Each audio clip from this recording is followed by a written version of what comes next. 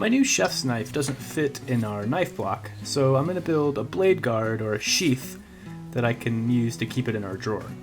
All that you need to build one is some wood veneer, some wood glue, some binder clips, sandpaper, an X-ACTO knife, and a blade worth covering. I picked up a sample pack of wood veneers off of Amazon. I think it came with 30 or 40 sheets, and I'll start by cutting these 3 pieces in half. They were really thin, so I'll double up the halves by gluing them together. The sheets started to curl after the glue was applied, so I just used some wax paper and a butcher block to keep everything flat.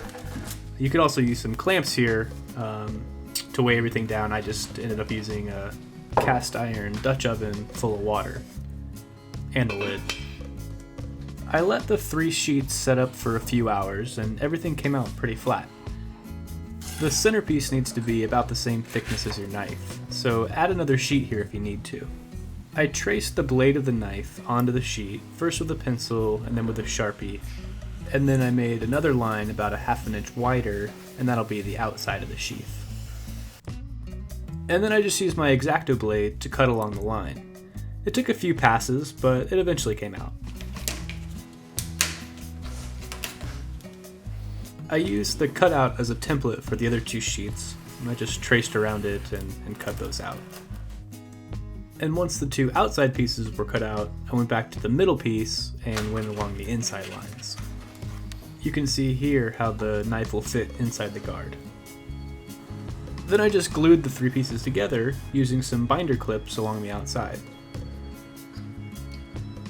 After it was done drying, you can see that it's starting to take shape.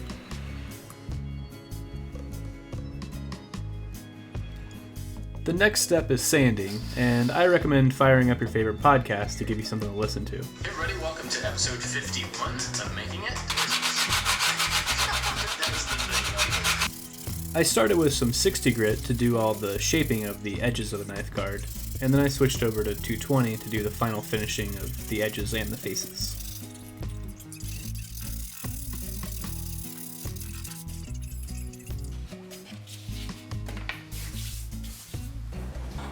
I finished the knife guard with a beeswax and mineral oil finish. It's actually the same thing that I use on my cutting boards, so the knife should be used to it by now. It didn't take a lot of tools or a lot of time, and I think it turned out really great.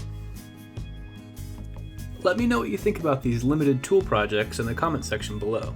I realize not everyone has a table saw or a garage full of tools, and it was really nice to be able to put together an entire project right out of my kitchen. Anyway, that cheese board's not going to eat itself, so I'm out of here. Be sure to subscribe for more woodworking and DIY projects. I put out 1 to 2 videos every month, and as always, thanks for watching.